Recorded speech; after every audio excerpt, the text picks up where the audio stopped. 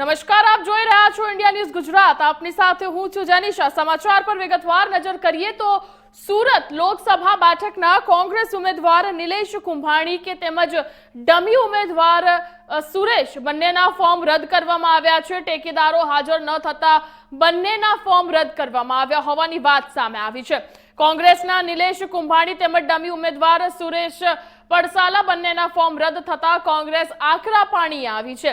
આ અંગે પ્રદેશ કોંગ્રેસ પ્રમુખ શક્તિસિંહ ગોહિલે પત્રકાર પરિષદ કરીને પોતાની પ્રતિક્રિયા આપી હતી તો સાથે જ ભાજપ પર પ્રહારો કર્યા હતા। શક્તિસિંહ ગોહિલે કહ્યું કે નિલેશ કુંભાણીને ખરીદવા અને ડરાવવા ધમકાવવાના પ્રયાસો કરવામાં આવી રહ્યા છે।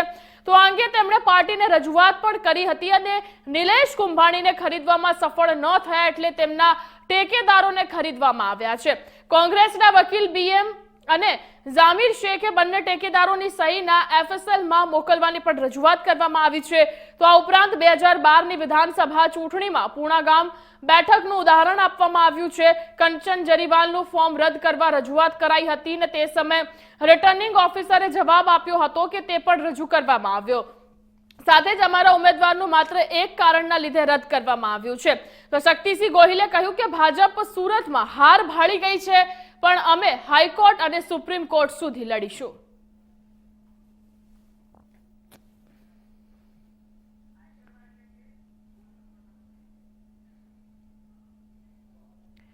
તો હવે અન્ય સમાચારોની વાત કરીએ તો સુરતમાં કોંગ્રેસના ઉમેદવાર નિલેશ કુંભાણીનું અંતે સુરત લોકસભા ઉમેદવાર માટેનું ફોર્મ રદ કરવામાં આવ્યું છે। તેમની સાથે કોંગ્રેસ તરફે ડમી ઉમેદવાર સુરેશનું પણ ફોર્મ પ્રેરક કરી દેવામાં આવ્યું છે। તો ગતરોજ જ્યારે ભાજપના દિનેશ ભાઈને ઉઠાવ્યા હતા ત્યારે તેમને જણાવ્યું હતું કે ફોન નંબર 789માં કંઈક ખામી છે અને તેના કોંગ્રેસ ઉમેદવાર નિલેશ કુંભાણી અને અન્ય કાર્યકર્તાઓની સાથે પદાધિકારીઓ પણ કલેક્ટર ઓફિસે દોડી આવ્યા હતા। 18 तारीख को ठेकेदारों ने स्पष्ट रूप से निवेदन कमिश्नर के सामने किया और बाद में भाजपा के उम्मीदवार ने एफिडेविट लेके खड़ी कर दी और ठेकेदार को प्रत्यक्ष रूप में मांग करते थे। ठेकेदार उपस्थित नहीं हुए, हो सके संजोगवशात या भारतीय जनता पार्टी की कॉन्स्पिरसी से, और हम हाईकोर्ट जाके मनाई हुक्म में देरी हो इसीलिए जानबूझ के ऑर्डर की कॉपी कल से प्रसारित नहीं कर रहे हैं। तो हमें तो हे राम ये चुनावी फारस है, हे राम ये चुनावी फारस है, ये इलेक्शन कमिश्नर टीएन सेशन की एक कॉन्स्पिरसी है और Bharatiya Janata party political power की एक कॉन्स्पिरसी है। कांग्रेस के कार्यकर्ता कहते हैं कि कांग्रेस के उम्मीदवार बिक चुके हैं। आप कांग्रेस के कार्यकर्ता का सवाल करिए, उनको पूछिए। पार्टी जो हमने जो एप्लीकेशन दिया था उसका हियरिंग था, फॉर्म नंबर 7, 8, 9 और 14 का हियरिंग था। उसमें जो कांग्रेस के कैंडिडेट थे निलेश कुंभाणी और जो डमी उम्मीदवार थे कैंडिडेट सुरेश भाई, उसका दोनों का फॉर्म आज रद्द हुआ है। इसकी जानकारी मैंने आपको दी। आपने कुछ ऑब्जेक्शन उठाया था? प्लीज मैंने आपको मैंने मैच दिया, मैंने वो सब मैं आपको बात बताऊंगा। अभी दोनों का फॉर्म रद्द हुआ है। आपने क्या शिकायत की थी चुनाव आयोग को? जो हमने शिकायत की थी कि इसके फॉर्म में हमको कुछ दिखा दे रहा है, साइन है और दूसरा भी है। हमने 2-3 प्रकार का उसमें टेक्निकल प्रॉब्लम हुआ किया था, तो उसके हिसाब से 4 जो उसके ठेकेदार थे वो आए थे और उसने एफिडेविट करके बोला था कि इसमें हमारा साइन नहीं था, इसलिए हियरिंग हुआ, उसमें दोनों का फॉर्म रद्द हुआ। भाजपा के लिए कितनी आसान व्यवस्था होती है? वो बाद में इलेक्शन है, बाद में पता चलेगा। અમે જે વાંધારજી આપી હતી ફોર્મ નંબર 7 અને 9 નિલેશભાઈ કુંભાણીની અને ડમી તરીકે સુરેશભાઈ પડસાળા ફોર્મ નંબર 14 આજે બંને પક્ષની દલીલ થતા જે નિર્ણય એવો છે 7, 8, 9 એ ફોર્મ અમાન્ય થયા છે અને 14 નંબરનું ફોર્મ પણ અમાન્ય છે, એટલે બંને ફોર્મ રદ થયા છે। એટલે આપણે માહિતી આપી। નિલેશભાઈ કુંભાણી અને 14 નંબરનું ફોર્મ છે તે સુરેશભાઈ પડસાળા જે ડમી છે। નહીં એવું કઈ નથી। હું મુકેશભાઈ દલાલ ભારતીય જનતા પાર્ટીના ઉમેદવારનો ચૂંટણી એજન્ટ છું અને ચકાસણી દરમિયાન હું હાજર હતો અમે ઘણા બીજા પણ ફોર્મમાં અમે પણ વાંધો લીધો હતો, એવી રીતે આના ફોર્મમાં પણ વાંધો લીધો હતો. અંતરે આજે હિયરિંગ થતા આ બંને ફોર્મ રદ થયા. આ બાબતે મેં આપને સ્પષ્ટતા કરી છે. આજે ચૂંટણી કમિશનર તરીકે અહીંયા જે અધિકારી હતા કલેક્ટર સાહેબ, એને બંને ફોર્મ અમાન્ય ગણ્યા છે.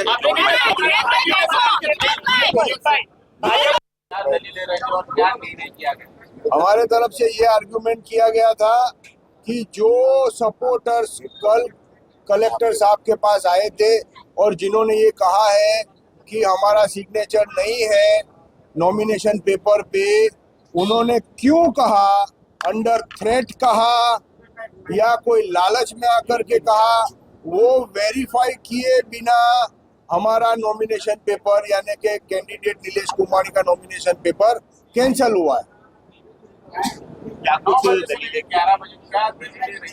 कोई हम 9 बजे अंदर गए, 9:30 बजे आर्गुमेंट स्टार्ट हुआ, तकरीबन 10:30 बजे आर्गुमेंट खत्म हो गया। साहब ने कहा, कलेक्टर साहब ने, कि मैं before 11 o'clock I will pass an order, मगर वो 11 बजे पास नहीं हुआ, अभी पास हुआ। सपोर्टर कोई आए थे? कोई नहीं आया था, कोई नहीं। क्या कुछ कारण रहा? उसके बारे में मैं कुछ नहीं कह सकता, वो आपको पूछना पड़ेगा कैंडिडेट को। उसका कोई मेरे पास में कोई क्लेरिफिकेशन नहीं है। मैं वकील हूँ। विकल्प અત્યારે છે તે अभी जो कोई भी विकल्प है वो संगठन डिसाइड करेगा, हाईकमांड डिसाइड करेगा और वहाँ से जो निर्णय होगा वो फाइनल होगा। 8-9 એ નિલેશભાઈ કુંભાણીનું ફોર્મ હતું, 14 નંબરે સુરેશભાઈ પડસાળાનું ફોર્મ હતું અને જે એના 3 ફોર્મ ભરેલા હતા, 3 ટેકેદારોએ જે દરખાસ્તમાં સહી કરી હતી, એ લોકો પોતે જાતે કલેક્ટર સાહેબ સમક્ષ ચકાસણી દરમિયાન આવ્યા. એ લોકો એવી રજૂઆત કરી હતી કે ભાઈ જે ફોર્મમાં જે સહી છે દરખાસ્ત તરીકે, એ મારી ફોર્મમાં મારી સહી નથી. હું અહીંયા કલેક્ટર સમક્ષ જ્યારે ફોર્મ રજૂ કરવાનું ત્યારે હું અહીંયા આવ્યો નથી અને મારી હાજરી નથી. 14 નંબરના ફોર્મના જે ટેકેદાર દરખાસ્ત કરનાર હતા એણે પણ પોતે એફિડેવિટ કરીને આવી અને એને એવી રજૂઆત કરી છે કે ભાઈ મારી સહી નથી.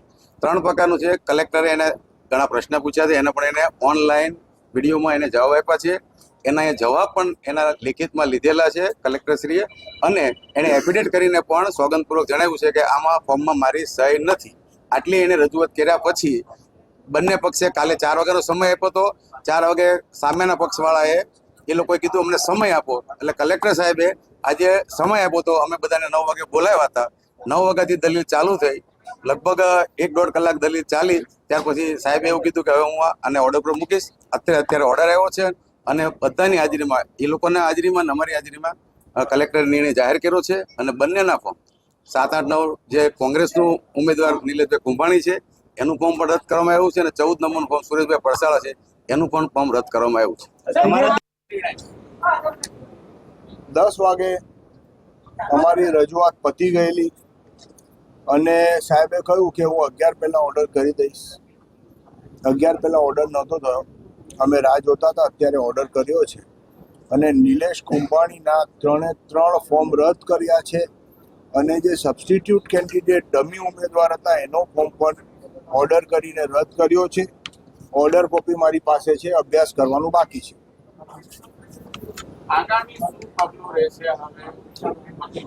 પાર્ટી નક્કી કરશે, પાર્ટી નક્કી કરશે, આગેવાનો નક્કી કરશે. ઉલટ તપાસ તો જવા દો, અમારી કોઈ વાત માનવામાં આવી નથી. હાઈકોર્ટમાં જવાની વાત હતી, શું કહેશો?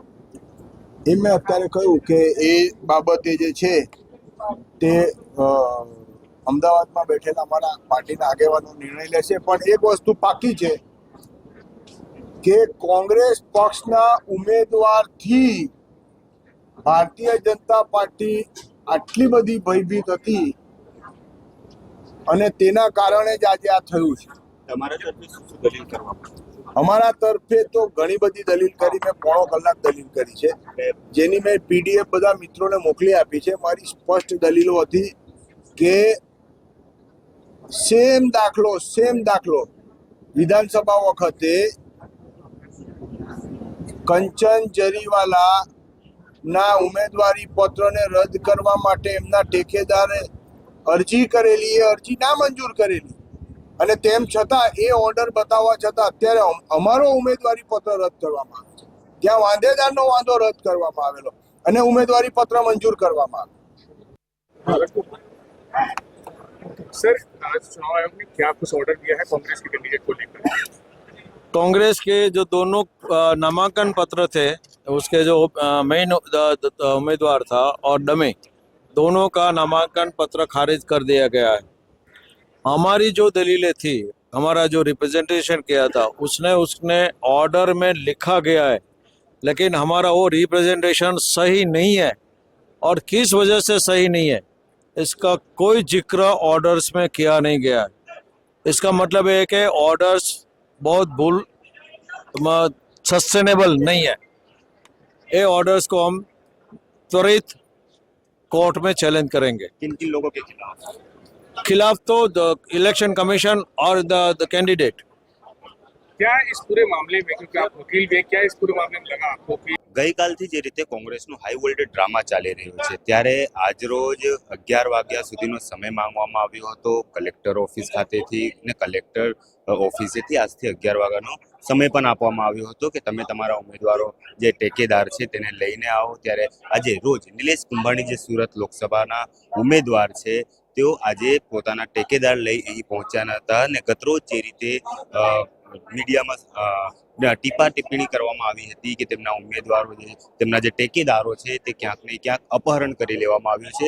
ત્યારે આજ રોજ સુધી પણ તેઓ સંપર્કમાં આવ્યા નથી અને જે પોલીસમાં પણ તેઓ ફરિયાદ આપી ચૂક્યા છે નિલેશ કુંભાણી દ્વારા અને કલેક્ટર ઓફિસમાં પણ ફરિયાદ આપી ચૂક્યા છે। ત્યારે આજરોજ જે રીતે અહીં આવવાના હતા પોતાના ટેકેદારો સાથે તેઓ પહોંચ્યા ન હતા। વહેલી સવારે 9 વાગે નિલેશ કુંભાણી અહીં આવ્યા હતા અને ત્યારબાદથી તેઓ અહીં પાછલા બારણેથી કલેક્ટર ઓફિસથી રવાના થઈ ગયા હતા। તેના કારણે અત્યારે હાલ આપણે જોઈ શકો છો કે અહીં મોટી સંખ્યામાં જે પોલીસ બંદોબસ્ત છે તે ગોઠવી દેવામાં આવ્યો છે અને તેની સાથે સાથે અહીં મીડિયાનો પણ જમાવડો થઈ ચૂક્યો છે।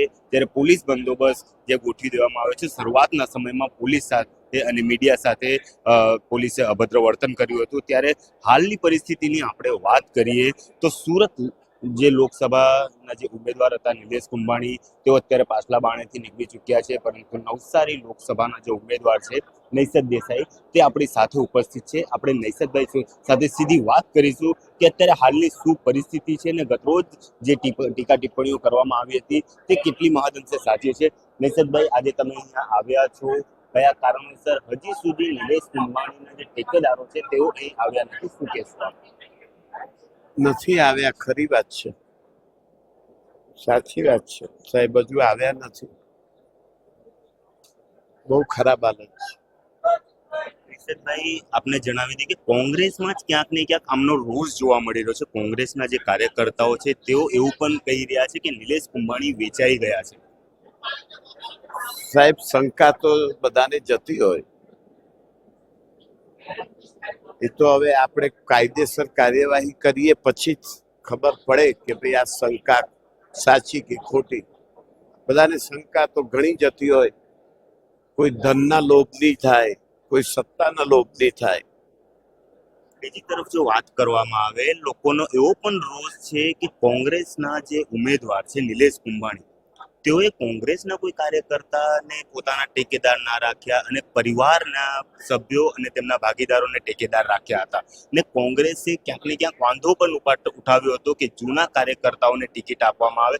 પાટીદાર આંદોલનથી નિલેશ કુંભાણી પ્રકાશમાં આવ્યા હતા અને જ્યારે નિલેશ કુંભાણીને ટિકિટ આપવામાં આવી હતી તો ક્યાંક ને ક્યાંક કોંગ્રેસમાં પણ રોષ જોવા મળે છે।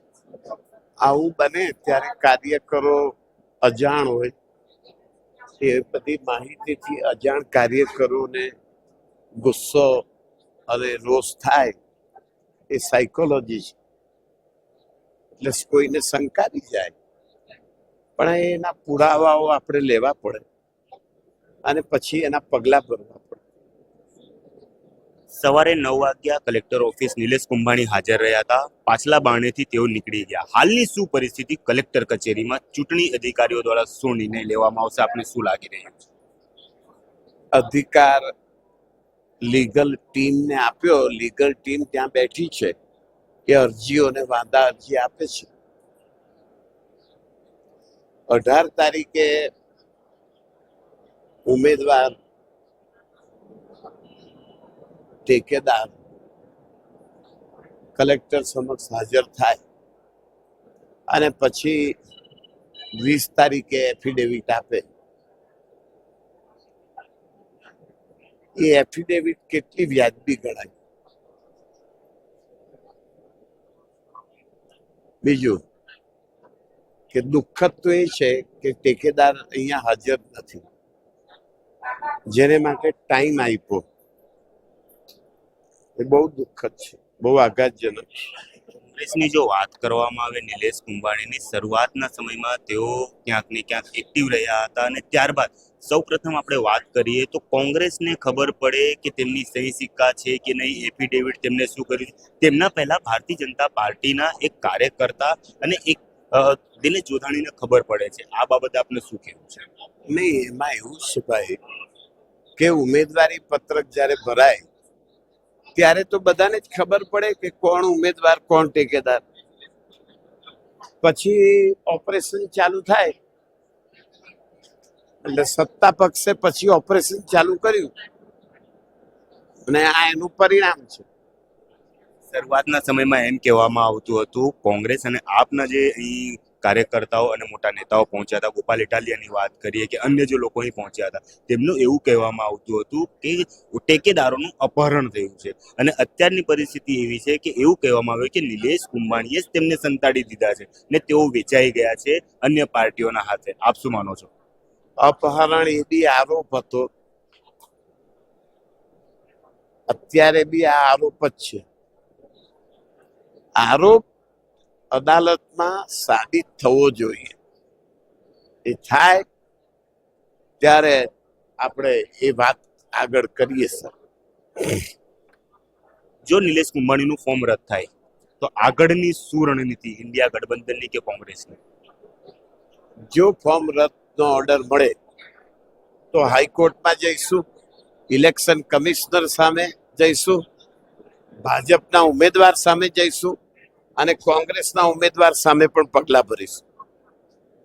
કોંગ્રેસના ઉમેદવાર એટલે નિલેશ કુંભાણી જો ક્યાંક ને ક્યાંક ગેરરીતિ હોય એની સામે બી પગલાં ભરીશું કાયદેસર. પાર્ટી એમને પસંદ કર્યા હતા, તે છતાં એમની સામે હવે પગલાં. આજે તમે કોઈને પસંદ કરો, એ તમારી સામે ખોટું કરે તો તમારે એની સામે તો પગલાં ભરવા પડે ને ભાઈ. બીજું તો શું થાય એમાં, બોલો.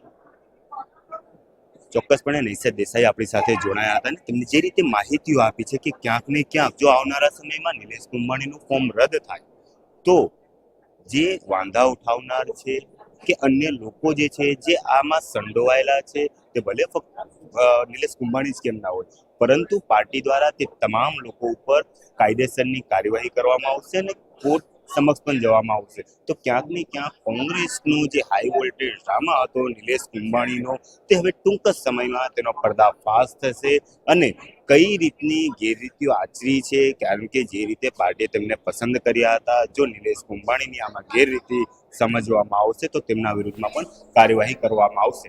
કેમેરા પર્સન ઇવેન્ટે સાથે હું અમિત રાજપૂત, ઇન્ડિયા ન્યૂઝ ગુજરાત, સુરત. અન્ય સમાચારો પર આગળ વધીએ તો ભરૂચના ટંકારિયા ગામમાં આવેલા ઇરફાન એનાયતના મકાનના તસ્કરોએ નિશાન બનાવી લાખોની ચોરી કરીને ફરાર થયા હતા કે જે બાદ આ ઘટનાને લઈને ભારે ચકચાર મચી જવા પામી છે. પ્રાપ્ત માહિતી અનુસાર પાદરિયા રોડ પર રહેતા ઇરફાનભાઈ તેઓના પરિવાર સાથે ગતરોજ સવારે આછોદ લગ્ન પ્રસંગમાં ગયા હતા. ત્યારબાદ તેઓ ટંકારિયા પરત ફર્યા હતા અને ગામમાં પણ એક લગ્ન પ્રસંગ હોય ત્યાં ગયા હતા. તે વેળા સાંજના 6 વાગ્યાથી 9 વાગ્યાના સમય દરમિયાન કોઈ અજાણ્યા ઈસમોએ તેઓના નિવાસના પાછળના ભાગેથી ઘરમાં પ્રવેશીને 44.8 તોલા સોનાના દાગીના તેમજ રોકડ રૂપિયા 4,65,000 મળીને કુલ 31,53,000ની ચોરી કરીને ફરાર થયા છે. જે બાદ પોલીસે ઘટના સ્થળ પર પહોંચીને પકડવા માટે ચોરોને ચક્રો ગતિમાન કર્યા છે. મારું નામ ઇરફાન ઇનાયત લાડિયા, રહેવાસી ટંકારિયા પાદરિયા રોડ. મારી ઘરે રાત્રે 20 તારીખે સાંજના 7 વાગ્યાથી 9 વાગ્યા સુધી ચોરી થયેલી છે. બહુ મોટી ચોરી થયેલી છે. એની કમ્પ્લેન અમે પોલીસમાં કરેલી છે. અંદાજિત કેટલા છે? અંદાજિત 60 તોલા જેવું સોનું હતું, 4.25 લાખ રૂપિયા જેવું અંદાજિત કેશ હતું. અને ચોર ટેરિસ પરથી આવેલા, દરવાજો તોડીને અંદર આવેલા. હા, તો તમે જ્યારે આવેલા ત્યાં ઘર બંધ હતું? હા, ઘર બંધ હતું. એકચ્યુઅલી અમારી ફેમિલીમાં શાદી હતી તો અમે લગ્નમાં ગયેલા, એટલા માટે ઘરમાં કોઈ ના હતું. તો ઝારખંડની રાજધાની રાંચીમાં આજે ઇન્ડિયા ગઠબંધન નેતાઓની ઉલગુલના ન્યાય રેલી યોજાઈ તે પહેલા કોંગ્રેસ નેતા રાહુલ ગાંધીની તબિયત બગડી હતી। તો આ રેલીનું આયોજન જેલમાં બંધ હેમંત સોરેનના પત્ની કલ્પના સોરેન દ્વારા કરાયું। તો રેલીમાં 28 વિપક્ષી નેતાઓ સામેલ થવાના હતા। જોકે રાહુલ ગાંધીની તબિયત લથડતા તેઓ રેલીમાં સામેલ નહીં થયા અને કોંગ્રેસ નેતા જયરામ રમેશે કહ્યું કે રાહુલ ગાંધીની તબિયત ખરાબ હોવાથી તેની ઝારખંડ મુલાકાત રદ કરવામાં આવી છે। જોકે કોંગ્રેસના રાષ્ટ્રીય અધ્યક્ષ મલ્લિકાર્જુન ખડગે રેલીમાં સામેલ થયા હતા। જયરામ રમેશે સોશિયલ મીડિયા એક્સ પર લખ્યું કે રાહુલ ગાંધી આજે ઝારખંડ સતના અને રાંચીમાં ચૂંટણી પ્રચાર કરવા સંપૂર્ણ તૈયાર હતા કે ત્યાં વિપક્ષી ગઠબંધનની રેલી યોજાઈ રહી છે, પરંતુ રાહુલની અચાનક તબિયત લથડી હોવાથી તેઓ દિલ્હીથી બહાર જઈ શકે તેવી સ્થિતિમાં નથી। તો કોંગ્રેસ અધ્યક્ષ મલ્લિકાર્જુન ખડગે સતનામાં જનસભા સંબોધિત કરી હતી અને ત્યારબાદ રાંચીની રેલીમાં સામેલ થયા હતા। અને ઉલ્લેખનીય છે કે ઈડીની ટીમે કથિત જમીન કૌભાંડ કેસમાં 31 જાન્યુઆરીએ હેમંત સોરેનની ધરપકડ કરી હતી। ત્યારબાદ ઈડીએ કથિત દિલ્હી લીકર પોલિસી કેસમાં 21 માર્ચ મુખ્યમંત્રી અરવિંદ કેજરીવાલની પણ ધરપકડ કરી હતી।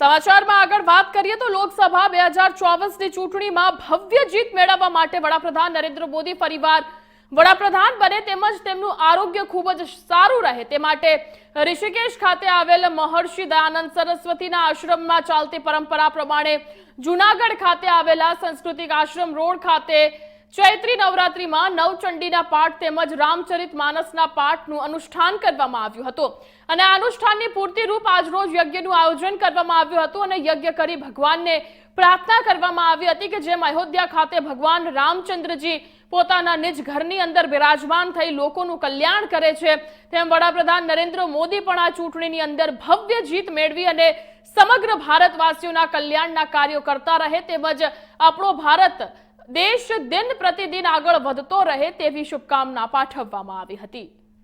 લોકસભા 2024ની ચૂંટણી સમગ્ર દેશની અંદર પૂરજોશમાં ચાલી રહી છે। આ વખતે ગરમીનો માહોલ છે અને ગરમીના માહોલની વચ્ચે ગુજરાતની 26 બેઠકો માટે ત્રીજા ચરણની અંદર આગામી તારીખ 7મી મેના રોજ ચૂંટણી યોજાવાની છે। એની સાથે સાથે જે ગુજરાતની 5 વિધાનસભા બેઠકોની ચૂંટણીની વાત કરવામાં આવે તો પેટા ચૂંટણી પણ યોજાવાની છે, ત્યારે અબકી બાર 400 પારનું સૂત્ર આપનાર દેશના યશસ્વી વડાપ્રધાન નરેન્દ્રભાઈ ત્રીજી વાર દિલ્હીની ગાદી ઉપર આવે અને એમનું આરોગ્ય સારું રહે અને એમના જે સંકલ્પો છે સિદ્ધ થાય એટલા માટે થઈ અને ઋષિકેશ ખાતે આવેલ મહર્ષિ દયાનંદ સરસ્વતીજીની પરંપરાના મુખ્ય 3 આશ્રમો આવેલા છે, એમાંનો એક આશ્રમ જુનાગઢમાં પણ આવેલો છે। વાત કરીએ જુનાગઢની, જુનાગઢ બેઠક ઉપર આ વખતે ભાજપના ઉમેદવાર રાજેશ ચુડાસમા અને કોંગ્રેસના ઉમેદવાર હીરાભાઈ જોટવાની વચ્ચે કાટેકી ટક્કર થવાની છે।